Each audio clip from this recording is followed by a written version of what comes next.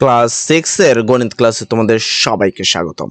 আজকের এই ক্লাসে তোমাদের আমরা এই কাজের নিচেরগুলো করে দেব। গত ক্লাসে কিন্তু আমরা এই কাজগুলো তোমাদেরকে সম্পূর্ণ করে দিয়েছি। তারই ধারাবাহিকতায় আজকে আমরা করব তার নিচ থেকে। এটা হলো তোমাদের পৃষ্ঠা নাম্বার 116 তে তোমরা পেয়ে যাবা এই কাজগুলো এবং তার সমাধানগুলো অলরেডি আমরা পূর্বের ক্লাসে করে দিয়েছি। তুমি যদি সেই ক্লাসগুলো না পেয়ে থাকো তাহলে এই ভিডিও ডেসক্রিপশনে গেলে খুব অনায়াসে সেই ক্লাসগুলো পেয়ে যাবা। তো এখন আমরা পরবর্তী টপিকটা করব। দেখো, কোন ভেদে ত্রিভুজকে 3 ভাগে ভাগ করা যায়? সূক্ষ্মকোণী ত্রিভুজ, সমকোণী ত্রিভুজ এবং স্থূলকোণী ত্রিভুজ। আমরা পূর্বের ক্লাসগুলোতে কিন্তু এটাও বলেছিলাম যে ত্রিভুজকে 3 ভাগে ভাগ করা যায়: সমবাহু ত্রিভুজ, সমদ্বিবাহু ত্রিভুজ, বিষমবাহু ত্রিভুজ। আর এখানে তুমি যে ত্রিভুজগুলো দেখতেছো এগুলো হলো কোন ভেদে ত্রিভুজকে 3 ভাগে ভাগ করে: সূক্ষ্মকোণী, সমকোণী এবং স্থূলকোণী ত্রিভুজ। এবার আসি সূক্ষ্মকোণী ত্রিভুজ আসলে বিষয়টা কি। সূক্ষ্মকোণ মানে 90 ডিগ্রি থেকে কম হবে। দেখো এই জায়গায় কোণ তিনটা দেখতে পাচ্ছ, যে কোণগুলো তোমার কত ডিগ্রি? 90 ডিগ্রি থেকে ছোট। 90 ডিগ্রি থেকে ছোট কোণ বিশিষ্ট ত্রিভুজকে বলা হয় সূক্ষ্মকোণী ত্রিভুজ। আমি যদি এখান থেকে বলি যে ত্রিভুজের প্রত্যেকটি কোণ সূক্ষ্মকোণ তার সূক্ষ্মকোণী ত্রিভুজ। এবার কথা হলো সূক্ষ্মকোণ আবার কি। দেখো এইখানে দেখতে পারবা প্রত্যেকটি কোণের পরিমাণ 90 ডিগ্রি অপেক্ষায় কম। অ্যাকচুয়ালি সূক্ষ্মকোণ বলতে বোঝানো হয় যে 90 ডিগ্রি থেকে ছোট হবে। তাহলে যে ত্রিভুজের প্রত্যেকটি কোণ সূক্ষ্মকোণ বা 90 ডিগ্রি থেকে ছোট তাকে বলা হয় সূক্ষ্মকোণী ত্রিভুজ। ঠিক আছে, এরপর হলো সমকোণী ত্রিভুজ। সমকোণ মানে হলো 90 ডিগ্রি। সমকোণ মানে হলো কত ডিগ্রি? 90 ডিগ্রি।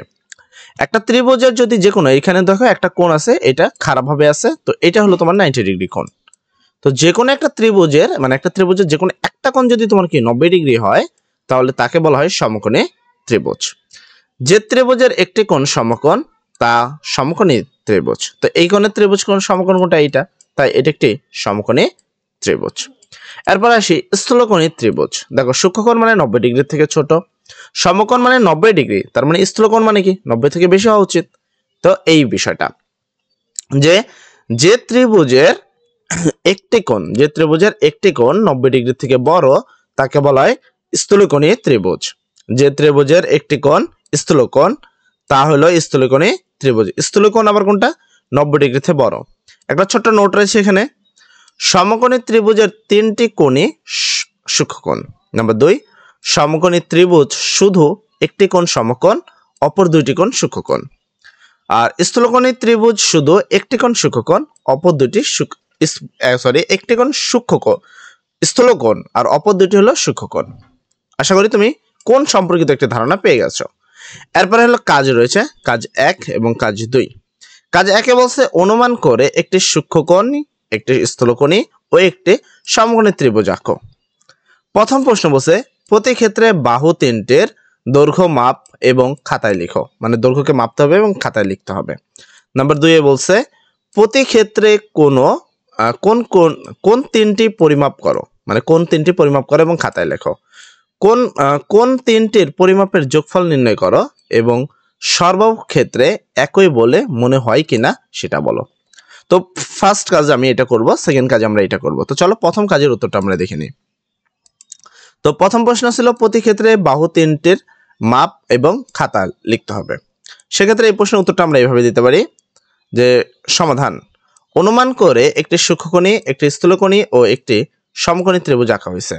যেখানে তুমি সূক্ষ্মকোণী ত্রিভুজ দেখতেছো, এখান থেকে এই মাপটা নেওয়া হয়েছে 3.9 সেন্টিমিটার, এখান থেকে এটা নেওয়া হয়েছে 4 সেন্টিমিটার, আর নিচেরটা নেওয়া হয়েছে 4.1 সেন্টিমিটার। কোণের হিসাবে এটা নেওয়া হয়েছে 65 ডিগ্রি, এটা 60 ডিগ্রি এবং এটা 55 ডিগ্রি। মনে রাখবা এই ডিগ্রি ক্যালকুলেশন করার সময় তুমি যে কোনোভাবেই করতে পারো, কোনো প্রবলেম নাই, তবে বিষয়টা 180 ডিগ্রি থেকে যেন বড় না হয়, আবার 180 ডিগ্রি থেকে যেন ছোটও না হয়। এই জিনিসটা তোমাদের মাথায় রাখতে হবে।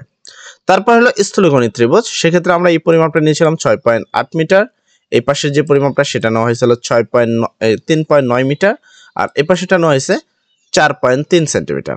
সেক্ষেত্রে আমরা এখানে পেয়েছি 33 ডিগ্রি কোণ, এখানে পেয়েছি 120 ডিগ্রি যেটাকে স্থূলকোণ বলি আমরা, 90 ডিগ্রি থেকে বড়, এবং এখানে পেয়েছিল 35 ডিগ্রি কোণ। তো যে কোণগুলো 90 ডিগ্রি থেকে ছোট আছে সেগুলো তোমাকে বলা হয় সূক্ষ্মকোণ, আর যেটা 90 ডিগ্রি থেকে বেশি আছে তাকে বলা হয় স্থূলকোণ। দেন হলো সমকোণী ত্রিভুজ। তুমি এখানে তিন ত্রিভুজ দেখতে পাচ্ছ, এটা একটা, এইটা একটা এন্ড এইটা একটা। তো তিনটা ভিন্ন ভিন্ন মাপে নিলেও এই দুইটা একই মাপে নেওয়া হয়েছে, তবে ভিন্ন হইতে পারে। তো এখানে হলো 90 ডিগ্রি কোণ এটা হলো 45 ডিগ্রি কোণ নেওয়া হয়েছে, এটা হলো 45 ডিগ্রি কোণ নেওয়া হয়েছে।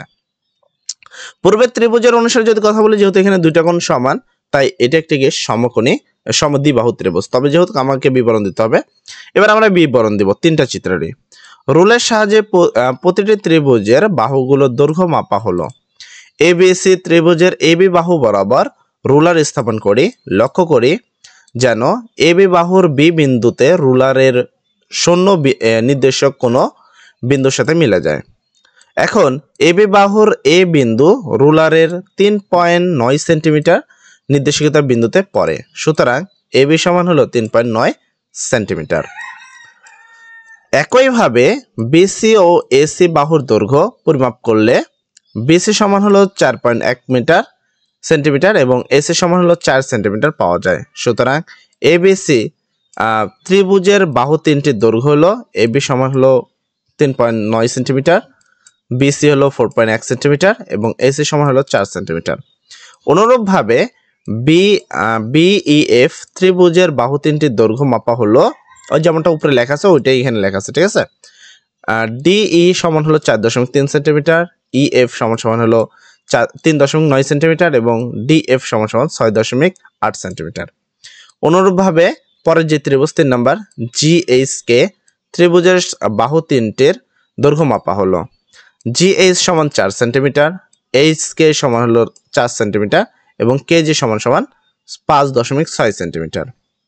তো এতটুকু তোমরা খাতায় লিখবা, প্রয়োজনে ভিডিও থামিয়ে তারপর লিখে নিবা, ঠিক আছে। এগুলো পরবর্তীতে আরো একটা জায়গায় যে তোমাদের শেখানো হবে, সমস্যা নেই আপাতত। তো এটা হলো আমাদের ক নম্বর প্রশ্নের উত্তর হয়ে গেছে। এখানে যেই প্রথম যে মাপগুলো নিতে বলছে এগুলো কিন্তু আমরা নিয়ে নিছি, দেন আমাদের ক নম্বর প্রশ্ন কমপ্লিট।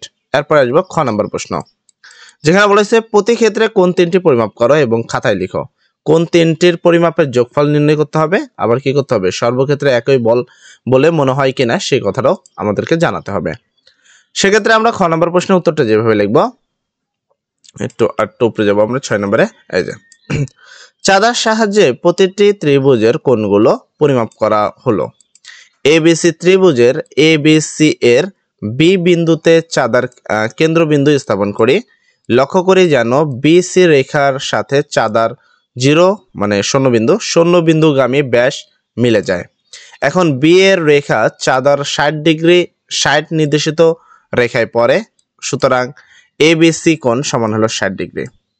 একইভাবে কোণ বিএসি কোণ এসিবি পরিমাপ করলে যথাক্রমে 60 ডিগ্রি ও 65 ডিগ্রি এবং 55 ডিগ্রি পাওয়া যায়।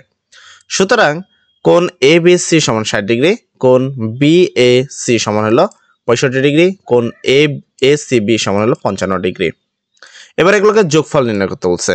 অতএব কোণ এবিসি যোগ বিএসি যোগ এসিবি যোগ, তো এটা বি কোণ মানে এবিসি সমান 60 ডিগ্রি, বিএসসি সমান হলো 65 ডিগ্রি, এসিবি সমান হলো 55 ডিগ্রি এবং এগুলোকে যোগ করা হয় 180 ডিগ্রি।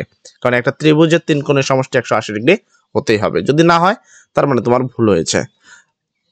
তো অনুরূপভাবে ডিইএফ ত্রিভুজের ইডিএফ সমান 33 ডিগ্রি, ডিএফই সমান 35 ডিগ্রি, ডিইএফ সমান 112 ডিগ্রি। অতএব এটি তিনটাকে এবার যোগ করবো, ইডিএফ যোগ ডিএফই যোগ ডিইএফ সমান এটা সমান হলো 33 ডিগ্রি, পরেরটা সমান 35 ডিগ্রি, পরেরটা সমান 112 ডিগ্রি, সবগুলো যোগ করলে হয় 180 ডিগ্রি।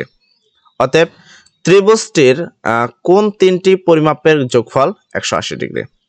একইভাবে জিএইচকে ত্রিভুজের জিএইচকে সমান 90 ডিগ্রি, এইচজিকে সমান হলো 45 ডিগ্রি এবং জিকেএইচ সমান হলো 45 ডিগ্রি এবং এটাকে যোগ করলেও কত ডিগ্রি হবে, অর্থাৎ হলো কোণ জিএইচকে কোণ এইচজিকে কোণ জিকেএইচ, এটার মান হলো 90 ডিগ্রি, মাঝখানেরটার মান হলো 45 ডিগ্রি, এটার মান 45 ডিগ্রি, যোগ করলে 180 ডিগ্রি। ত্রিভুজটির কোন তিনটির পরিমাপের যোগফল 180 ডিগ্রি। সুতরাং ত্রিভুজ তিনটির কোণগুলোর পরিমাপের যোগফল থেকে দেখা যায় সর্বক্ষেত্রে একই, তা 180 ডিগ্রি। মানে একটা ত্রিভুজের তিনটা কোণকে যোগ করলে সেটার মান সবসময় কত থাকে, 180 ডিগ্রি থাকে। এরপরে বলছে মিল করো, এখানে তোমাকে এটাকে মিল করতে হবে। এট ফার্স্ট এখানে বলছে তিন বাহু সমান থাকলে তাকে বলা হয় সমবাহু ত্রিভুজ। তার মানে এই 1 নম্বর উত্তর হবে এটা, সমবাহু ত্রিভুজ। ঠিক আছে, এটা 1 নম্বর প্রশ্নের সাথে মিলাবা, এটার সাথে এটা। তারপর এটা তাহলে হয়ে গেল 2 নম্বর। দুই বাহু সমান, দুই বাহু সমান থাকলে তাকে বলা হয় সমদ্বিবাহু ত্রিভুজ। তার মানে এটা হলো এইটা, এটা হলো তোমার 2 নম্বর হবে, সমদ্বিবাহু ত্রিভুজ। 3 নম্বর, 3 বাহু অসমান থাকলে, কোন বাহু সমান মানে 3 বাহু অসমান থাকলে তাকে বলা হয় বিষমবাহু ত্রিভুজ। তার মানে 3 নম্বরের প্রশ্নের উত্তর হবে এইটা। ঠিক আছে, তোমরা একটু মিল নিয়ে বা। তারপর 4 নম্বর, 3টি কোণের সূক্ষ্মকোণ তাকে সূক্ষ্মকোণী ত্রিভুজ বলে। তার মানে এইটা হবে তোমার পরেরটা, যেটা হলো কত 4, এটা তোমার 4। ঠিক আছে, সূক্ষ্মকোণী ত্রিভুজ। একটি কোণ সমকোণ তাকে সমকোণী ত্রিভুজ বলে। তার মানে এটা হবে 5 নম্বর। তারপরে একটি কোণ স্থূলকোণ, তার মানে তাকে স্থূলকোণী ত্রিভুজ বলে। ঠিক আছে, তো এটাও শেষ। তারপরে 6, সরি এটা 6 হবে, এখানে একটা দাগ দিয়ে দিচ্ছি 6 বোঝানোর জন্য। ঠিক আছে, আচ্ছা 7 নম্বর, একটি কোণ সমকোণ ও দুইটি বাহু সমান। একটি কোণ সমকোণ ও দুইটি বাহু সমান বাদ আছে একটা সমদ্বিবাহু সমকোণী ত্রিভুজ। এটা হলো তোমার কত 1 2 7, তো হ্যাঁ 7 নম্বরটা। এই তো মোটামুটি তোমাদের মিলকরণগুলো করে দিলাম আর সকল প্রশ্নের উত্তরগুলো করে দিলাম। দেন নেক্সট ক্লাসে আমরা তার নিচের অংশগুলো করে দিব। ঠিক আছে, আজকের জন্য এতটুকুই। সবাই ভালো থাকবে, সবার জন্য দোয়া করি। আসসালামু আলাইকুম।